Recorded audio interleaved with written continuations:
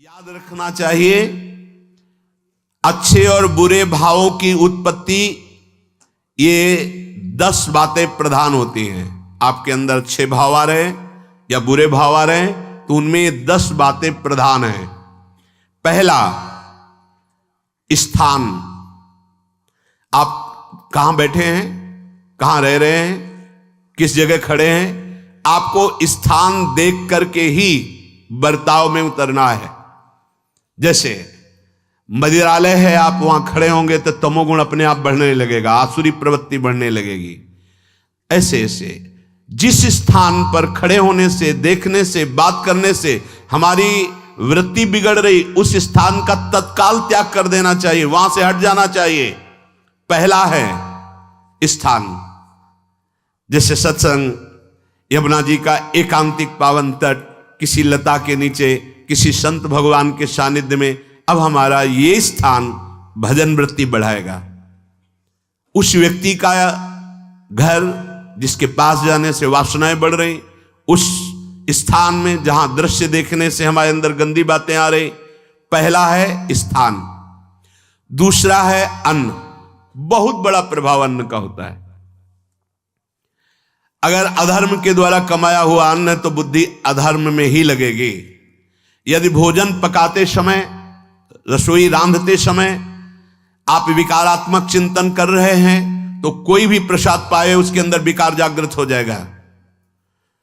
अन्न का बहुत बड़ा प्रभाव पड़ता है। एक बार पूज्य पाद उड़िया बाबा जी महाराज अपने परिकर के साथ भ्रमण में थे तो किसी बड़े धनी मानी ने निमंत्रण दिया, महाराज आज यहीं रुको।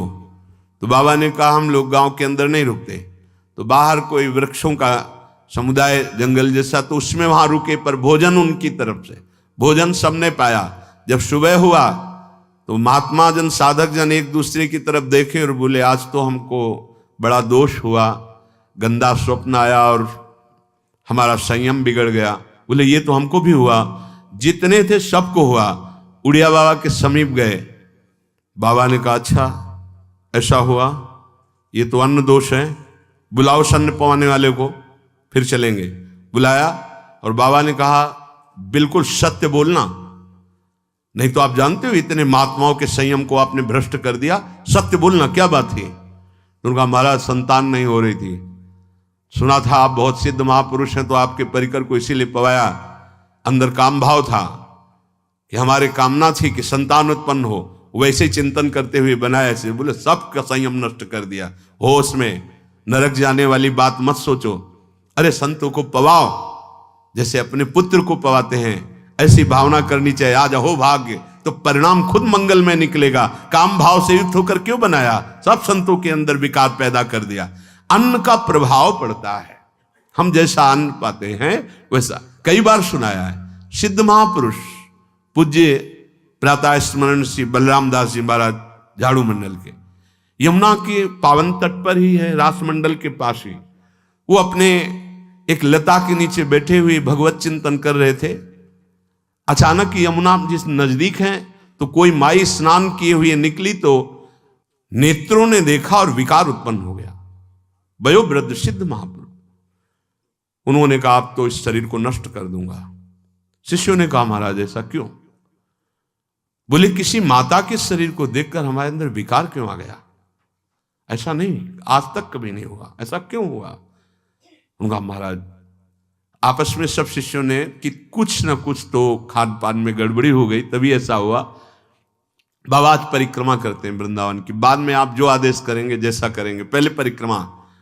वृंदावन की परिक्रमा का बहुत बड़ा प्रभाव। जब कभी मन आपका ऐसा विक्षिप्त हो, परेशान हो, तत्काल परिक्रमा प्रारंभ कर देना, नाम जप करते हुए। आप देखना परिक्रमा पूरी होते होते शांति हो जाएगी। बाबा ने खूब नाम कीर्तन करते हुए शिष्यों के साथ परिक्रमा दी, मन का विकार शांत हो गया। उनका ऐसा कैसे हो सकता है कि हमारे अंदर विकार आ गया? ये बड़ी सूक्ष्मता का विषय है। कल प्रसाद कहां से आया था? तो उस समय लाड़िले गोविंद देव जी महाराज यहीं विराजमान थे वृंदावन में। बोले तो ठाकुर गोविंद देव जी का प्रसाद आया था। लकुट उठाई, गए वो तो भगवत स्वरूप तस्मित तज्जने भेदा भावात, भगवान और भगवान के ऐसे जनों में भेद नहीं होता, वो भगवत स्वरूप होते हैं। गए और कहा बताओ आपका प्रसाद न पावे तो अपराध लगे कि प्रसाद नहीं पाया, और प्रसाद पावे तो हमारे अंदर काम जागृत हो जाए, हम तो मरे ना दोनों तरफ से। तो ठाकुर जी बात कर रहे थे, दूसरों को नहीं सुनाई दे रहा था। कह रहे थे कि देखो नाराज मत हो, कलकत्ता की वैश्या थी, उसने भोग लगाया, अब उसने भोग लगाया तो हमने चख पाया, तो आपको प्रसाद का किनका लेना चाहिए? किसने कहा था कि पूरा प्रसाद पाइए? जरा किनका ले लेते हो, मधुकरी पाते। हाँ ये बात आपकी मान, तो हमारा तो पूरा विश्व है, कोई भी भोग लगाएगा हम तो पाएंगे। और हमारे प्रसाद की निष्ठा आप सबके हृदय में, तो किनका लीजिए, पूरा मत पाइए। सोचिए, भगवद अर्पित प्रसाद और वृत्ति भगवान ने आदेश किया किनका पाओ, माधुकरी मांग के खाओ। यहां वर्णन कर रहे यदि हम अन्न थोड़ा भी हमारे अंदर दूषित चला गया, तो जब कभी ऐसी विकार की भावना हो, आपके अंदर विकार बन रहा है, तो खोजिए।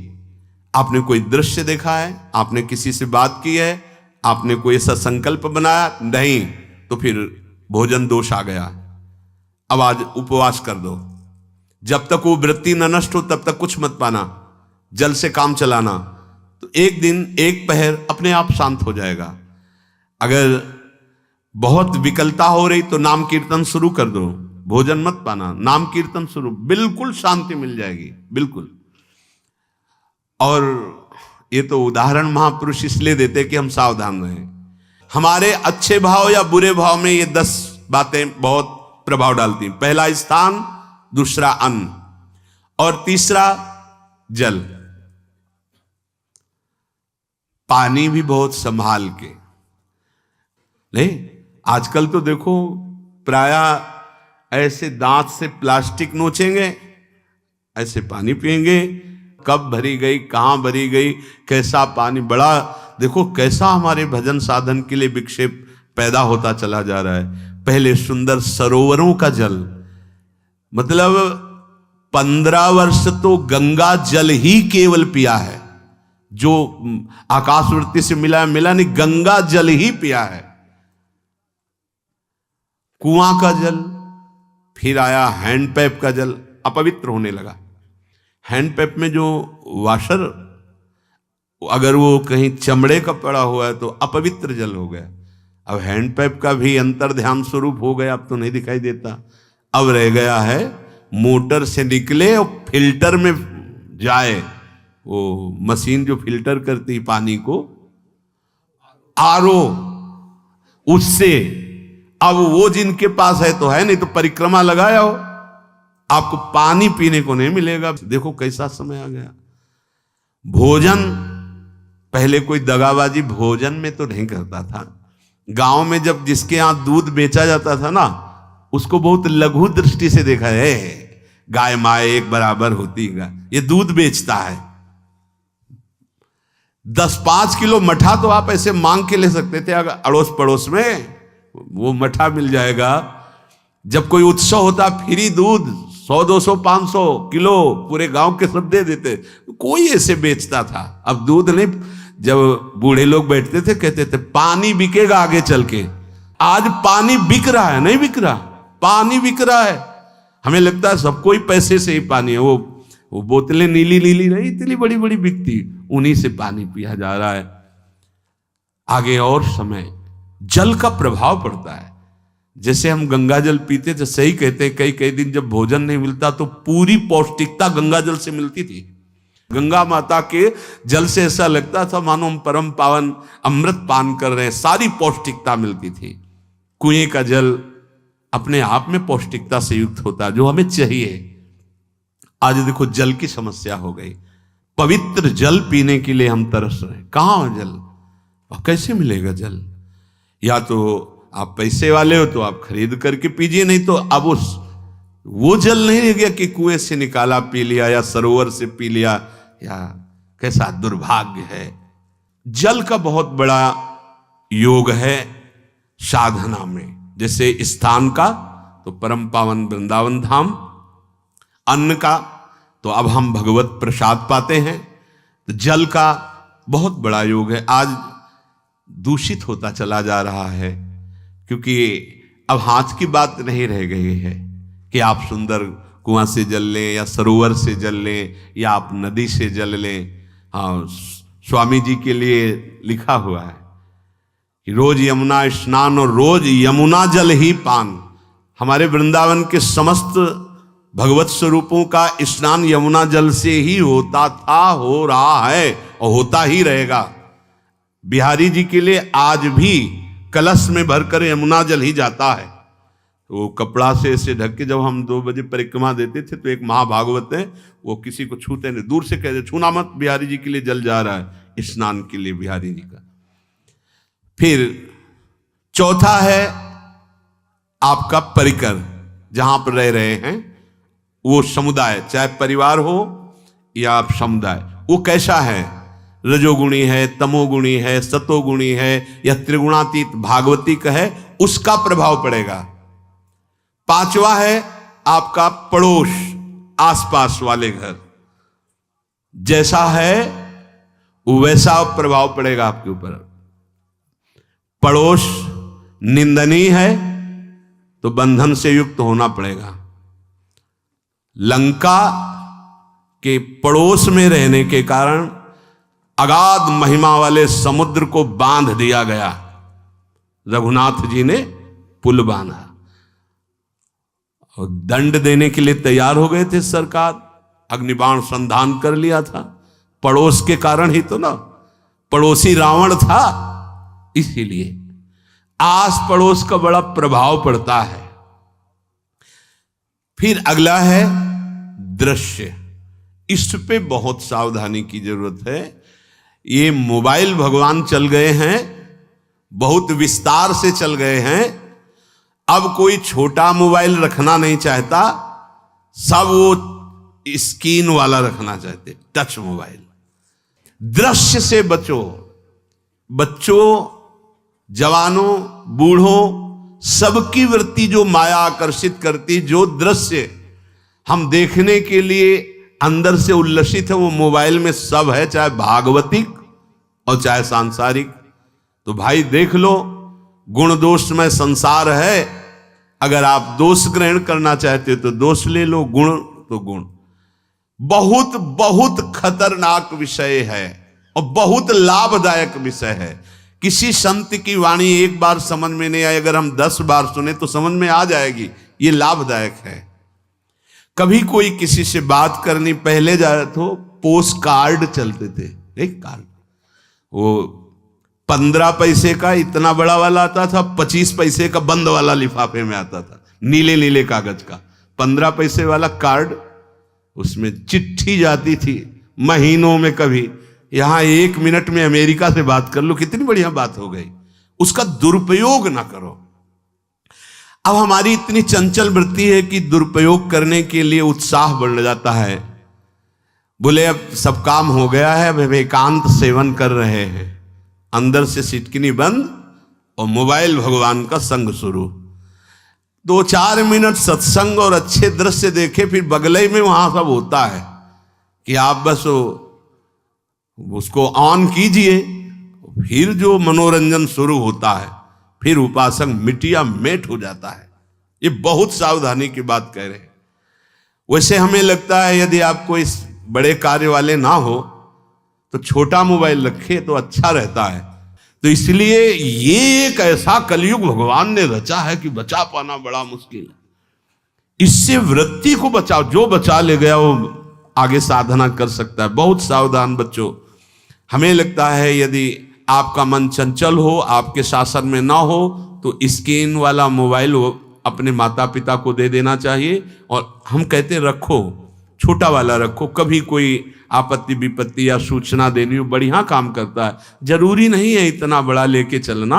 हाँ, अगर आपको बहुत राजकीय विभाग के कार्य हैं तो बात अलग है कि कौन सी सामान कहाँ कैसे, तो वहां से वीडियो भेज रहा है, वो चेक कर रहा है, यस हाँ ठीक है अब चलाओ। अपने को क्या काम है? सत्संग अगर सुनना है तो सत्संग सुनने के अलग यंत्र आते हैं, चला दो उसमें, वो इतनी बड़ी लगती है, उसमें चिप, पेन ड्राइव ऐसे लगा दो और सत्संग सुनो। जरूरी वो दृश्य वाला रखो। यहां कह रहे दृश्य, अगर गलत दृश्य देखा तो बावरे बन जाओगे और अच्छा दृश्य देखा तो भगवान के मार्ग के पथिक बनोगे। तो देखो, अच्छे दृश्य में भी दोष दर्शन की वृत्ति की गुंजाइश है। जैसे कोई लीला हो रही है, लीला के पात्र, जैसे हमारे ब्रजमंडल में रास लीला होती थी, ऐसे 12 वर्ष 13 वर्ष के लीला पात्र, सब नव किशोर, जहां भाव ही बने रोते रहो। अब वहां बड़े बड़े लीला पात्र हैं, अगर हमारी भावना शासन में नहीं है तो वहां हम अंग प्रत्यंग के दर्शन से हमारी हाव भाव वहां जो हो रहा है उससे हमारी वृत्तियां बिगड़ जाएं। जब छोटे छोटे लाडली लाल परस्पर खेलते हैं तो केवल आशीर्वाद देने को, रोने का मन होता है। अगर आप लीला भी देख रहे हैं तो बहुत सावधानी की जरूरत है, क्योंकि वो चिदानंद शरीर नहीं है, पांच भौतिक शरीर। हमारी दृष्टि पंचभूत में लगी हुई है। नाम जप करो, लीला गायन करो, फिर देखो जो लीला है, यही जीवन का परम सुख मिलेगा। सच्ची मान लीजिए। बस हम बार बार ये कहते हैं, मोबाइल का सदुपयोग कीजिए, दुरुपयोग नहीं। मोबाइल बुरा नहीं, उसका प्रयोग बुरा है। दृश्य और साहित्य, वैसे ही मनोवृत्तियां फिसलने वाली हैं, और जब ये आ गया कि फिसलाने में कितना लाभ है तो ऐसा कोई साहित्य और आलोचना, ऐसी कोई वार्ता ना करे जिससे हमारे अंदर गंदे भाव आवे। यदि अच्छी चर्चा करते हैं तो अच्छे भाव आते हैं। देखो, अभी ऐसी कोई भावुक चर्चा होने लगे तो सबका हृदय द्रवित हो जाएगा, और गंदी चर्चा हो तो हमारा हृदय विकार युक्त हो जाएगा। और कार्य, आप जो कार्य करते हैं उसका प्रभाव आपके मन के ऊपर पड़ता है। और उपासना, आप उपासना भोगों की करते हैं या योग की करते हैं, ये 10 से भाव बनते हैं और 10 से भाव बिगड़ते हैं। स्थान, अन्न, जल, परिवार, अड़ोस पड़ोस, दृश्य, साहित्य, आलोचना, आजीविका का कार्य और उपासना। यदि ये भागवतिक हुए तो आपके अंदर भगवत भाव बढ़ेगा, और यदि ये रजोगुणी तमोगुणी हुए तो आपके अंदर आसुरी भाव बढ़ेगा। इन 10 से सावधानी पूर्वक व्यवहार होना चाहिए। जैसे आस पड़ोस में है तो बड़ी सुविधा है, यहां कोई किसी से मतलब नहीं रखता। बगल वाला कौन रह रहा, किसी से मतलब, ये बढ़िया है। ज्यादातर गांव में होता है। अपने यहां ये अच्छा है कि जैसे आप अपने कमरे में गए, किसी से कोई मतलब नहीं है, वैसे ऐसा ही जीवन रखना चाहिए। अड़ोस पर ये ज्यादा जो व्यवहार मित्रता बढ़ाने वाला विषय, ये धाम में नहीं है। वृंदावन में ऐसा नहीं व्यवहार रखना चाहिए। आपके पड़ोस में कौन रख रहा है आपका परिचय नहीं होना चाहिए, कौन कौन रह रहा है आपकी जानकारी नहीं होनी चाहिए। नजर नीची की, अपने कुटिया में गए, अपने ठाकुर जी से मतलब, अपने भजन से मतलब। ना पड़ोसी को कुछ देना चाहिए ना लेना चाहिए। बात समझ लेना कि जैसे आज उत्सव है, उनको हम बुलाते हैं, वो हमारे यहाँ, ये व्यवहार यहाँ नहीं है। बनवासी हो, ठाकुर का भोग लगाया, और अगर आपको बांटना है तो बाहर निकलो, आधा किलोमीटर दूर ऐसी जगह बांटो जो तुम्हें राधे श्याम दोबारा ना बोले। फिर वो तुम्हें बुलाएगा, फिर वो बैठेगा, फिर प्रपंच की बातें होंगी, निंदा स्तुति की होंगी, फिर बड़ी संगोष्ठी होती है, पता चलता है। क्या फायदा ऐसे जीवन से। आप वनवासी हो, समय एकांत में दीजिए, अपनी कुटिया में बैठिए, नाम जप कीजिए, निकलिए, सत्संग सुनिए, ठाकुर दर्शन कीजिए, परिक्रमा कीजिए, फिर अपनी कुटिया में। ज्यादा व्यवहार में नहीं उतरना चाहिए। ये वनवास है, वृंदावनवास। सत्संग का सेवन, रजोगुण तमोगुण का त्याग, तो दुष्संग से आप बच जाएंगे। दुष्संग से बचने का मतलब है काम क्रोध मोह स्मृति भ्रंश बुद्धिनाश सर्वनाश कारणत्वात्। देवर्षि नारद जी कहते हैं, अगर दुष्संग का त्याग हो गया तो आप काम का, क्रोध का, मोह का, जो हमारी भगवत स्मृति का नाश कर देते हैं, जो हमारी बुद्धि का नाश कर देते हैं, जो हमारे सर्वनाश करने वाले हैं, इनका त्याग कर पाएंगे। कुसंग अगर हो गया तो इनका त्याग नहीं हो सकता, बहुत कठिन हो जाता है। भगवत संबंधी तत्वबोध होना या भगवत रहस्य लीला में प्रवेश पाना, जो अपनी इंद्रियों को भोगों में तृप्ति कराने की कोशिश कर रहे हैं, उनका चिंतन भोगों का ही होगा। तो कैसे तत्वबोध होगा, कैसे लीला में प्रवेश होगा, बस ध्यान देना है, कैसे हो पाएगा? क्योंकि जिस चित्त वृत्ति से भगवदाकार हमें वृत्ति करनी थी, वो तो हमने भोगों के चिंतन में लगा दी, भोग क्रियाओं में लगा दी। एक स्थिति होती है, जब आपकी चित्त वृत्ति भगवदाकार हो गई है, तो व्यवहार में रहते हुए भी विषयान ग्रहणंत मुंचंत वा, खान पान उठना बैठना है, सब बाहरी क्रियाएं हो रही हैं, अंतर से वो अपने आराध्य देव में सदैव स्थित रहता है। उसका परिचय आपको जब ऐसे महापुरुष का सानिध्य मिलेगा, तो आप विषय सेवन करते हुए भी निर्विषय रहेंगे। आपके अंदर विषयों की प्रियता नहीं रह जाएगी, आपके अंदर एक प्रबल वैराग्य ऐसी धारणा बन जाएगी, कुछ नहीं, कोई भी तुम्हें प्रभावित नहीं कर सकता। यद्यपि खान पान हर्ष आदि की सब व्यवहारिक वृत्तियां हैं, पर उस महापुरुष का प्रभाव ऐसा होगा कि आपका हृदय निर्विकार हो जाएगा। और बहुत ही त्याग की सब बातें की जा रही, लेकिन हृदय भी सही है, तो संग से विषय रंग बढ़ जाएगा। ये देखा गया है। हृदय अगर निष्प्रिय है, जिसका हम संग कर रहे हैं, तो उसका परिणाम निष्प्रिय निकलेगा। व्यवहार में कुछ भी हो, निष्प्रियता ही आपकी बढ़ेगी, निर्विकारता बढ़ेगी, क्योंकि उसकी स्थिति का संग हो रहा है, उसका प्रभाव पड़ रहा है। तो सर्वनाश की जड़ है विषय चिंतन। ये बहुत बड़ी बात है। विषय चिंतन सर्वनाश की जड़ है। यहां विषय भोग नहीं कहा, क्योंकि चिंतन का परिणाम भोग है। पहले चिंतन होता है। साधक ध्यायतो विषयान पुंसः संगस्तेषु उपजायते, संगात् संजायते कामः, कामात् क्रोधो विजायते, क्रोधात् भवति सम्मोहः, सम्मोहात् स्मृति विभ्रमः, स्मृति भ्रंशात् बुद्धिनाशो, बुद्धिनाशात् प्रणश्यति सर्वनाश। कैसे हुआ? ध्यायतो विषयान पुंसः, विषयों का चिंतन। इसीलिए अनन्यश्चिन्तयन्तु माम भगवान आदेश करते हैं।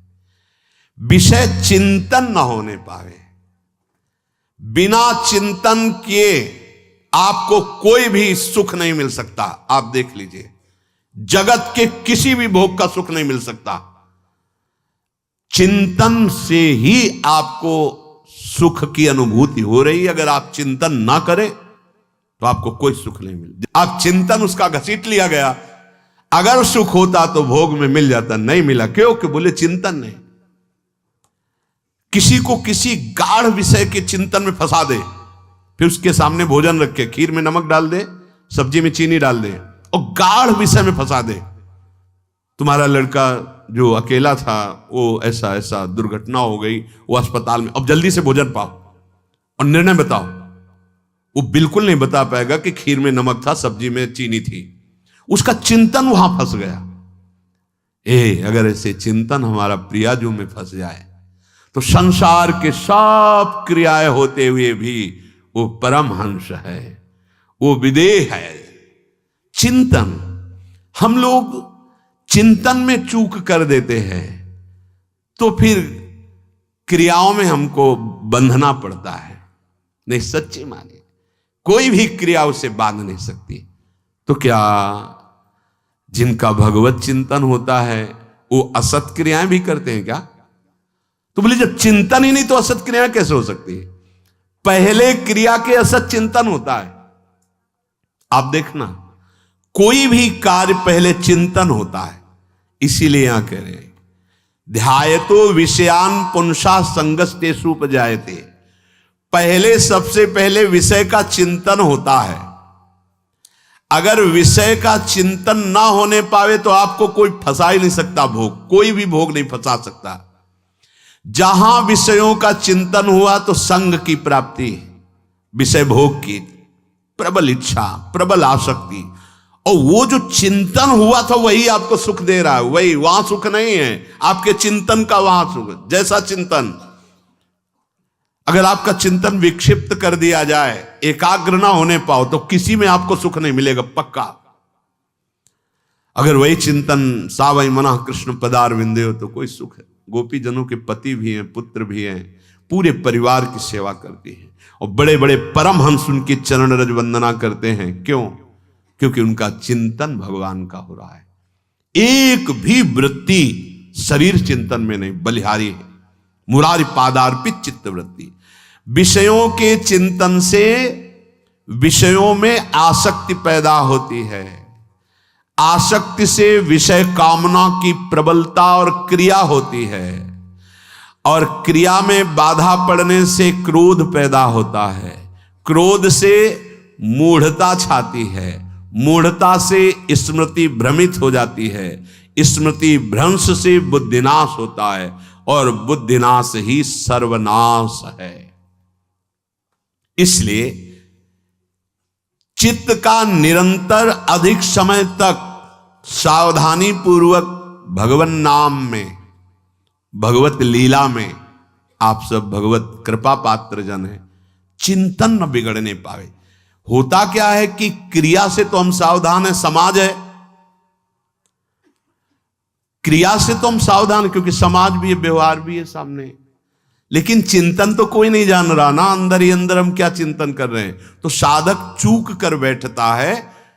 देखो, बाहर चूक होगी तो उसका प्रायश्चित हो ही जाएगा, चार लोग निंदा करेंगे, पिटोगे, अपमानित होगे, प्रायश्चित। लेकिन अंदर जो हमारा गलत चिंतन हो रहा, पूरा का पूरा अंदर हृदय मलिन कर देगा, हमें उस बात का प्रायश्चित भी नहीं होगा, हमें जलन भी नहीं होगी कि हम गलत चिंतन कर रहे हैं, क्योंकि सावधान नहीं है। खास बात साधना में चिंतन संभालने की है। काम क्रोध मोह स्मृति भ्रंश बुद्धिनाश सर्वनाश कारणत्वात्, देवर्षि नारद जी कह रहे हैं। चित्त का जहां अधिक चिंतन होता है वही हमारी तन्मयता बन जाती है, वही हमारा स्वरूप होने लगता है।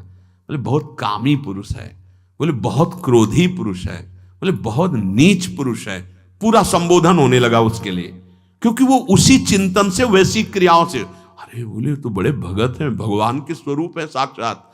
जो हम अधिक चिंतन करते हैं वही क्रियान्वित होता है, जो क्रिया होती, चिंतन होती, वैसे हमारा स्वरूप बन जाता है, वैसे हमारी स्थिति हो जाती है। सांसारिक विषयों और विषयी पुरुषों का शरीर संग, वाणी संग, मन के द्वारा संग, ये आपके अंदर विषय चिंतन बढ़ा देगा, विषय क्रियाओं में लगा देगा। इसलिए बहुत सावधान। विषय में कोई ताकत नहीं है, विषयासक्ति दुर्गति कर देती है। एक बार देवर्षि नारद जी जनक जी से कहा कि आप विदेह राज कैसे हैं, पत्नी भी है, परिवार भी है, सब वैभव भी है, वो आप एक राजा होते हुए विदेह राज। उनका आज विश्राम कीजिए, कल सुबह चर्चा करेंगे। तो रात्रि में अपने शयन गृह में देवर्षि नारद जी को शयन कराया और अपनी अर्धांगिनी से कहा कि आप जाकर शयन कीजिए देवर्षि नारद जी के साथ, जो आज्ञा। अब वहां देवर्षि नारद जी के समीप जब नारद जी ने देखा कोई स्त्री, तो शकिल गए और शकिल गए। वो तो आज्ञा जैसी हुई थी, जब दीवाल मिली तो दीवाल की तरफ मुंह करके लेटे रहे। अर्धरात्रि में उठी और चली गई। देवर्षि नारद जी सुबह गए और कहा कि ये क्या मजाक था आपका, यदि आपको ऐसा ही व्यवहार करना था तो आप हमसे कह देते, तो हम बाहर जाकर शयन करते, आपने ऐसा क्यों किया, क्या हुआ महाराज? जब हम वहां शयन कर रहे थे, कुछ रात्रि व्यतीत होने पर आपकी अर्धांगिनी आई और लेट गई सैया पे। उनको पता नहीं कि एक देव ऋषि के साथ ऐसा व्यवहार नहीं कर। फिर क्या हुआ महाराज? फिर हम और खेलते गए, फिर दीवाल मिली तो उधर मुंह करके फिर सो गए।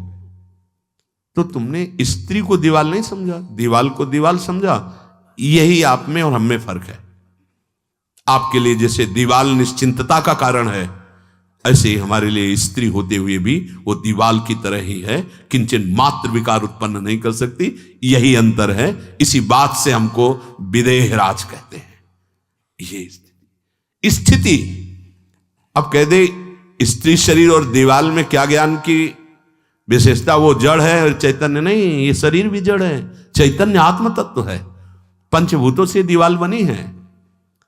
अग्नि तत्व से ईंट पकाई गई है। पृथ्वी तत्व तो है ही, पृथ्वी तत्व में जल मिलाकर उसको आकार दिया गया है। वायु तत्व ने उसे सुखाया है, अग्नि तत्व ने पकाया है, और शब्द आकाश तत्व है। 5 भूतों से वो बना, 5 भूतों से बना है। सच्चा ज्ञान ये कि इसमें और दीवाल में कोई अंतर नहीं। चैतन्य घन आत्म तत्व के कारण ये चलता फिरता नजर आता है, और वो खड़ा स्थायी जड़ दिखाई दे रहा है। इसमें भी भगवान है, उसमें भी भगवान है। इसमें भी पंचभूत है, उसमें भी पंचभूत है। नरसिंह भगवान खंबे से प्रकट हुए थे, बस केवल अज्ञान के कारण जड़ चैतन्य का भेद है। तब समझ में आया। ये जो हमारे अंदर भोगों की आसक्ति है, यही कामना प्रकट करते, यही पाप प्रकट करते, यही हृदय को मलिन कर दे। इसलिए हम अपने चिंतन को संभालें। चित्त चोर के चरणारविंद का चिंतन करें, निरंतर नाम जप करें, भगवद आश्रित रहें। प्रभु अपने भक्तों की रक्षा करते हैं, जैसे मां अपने बच्चे की। करो सदा तिनके रखवारी, जिम बालक राखे महतारी। राधा राधा राधा शेष जागे। श्री राधा वल्लभ लाल।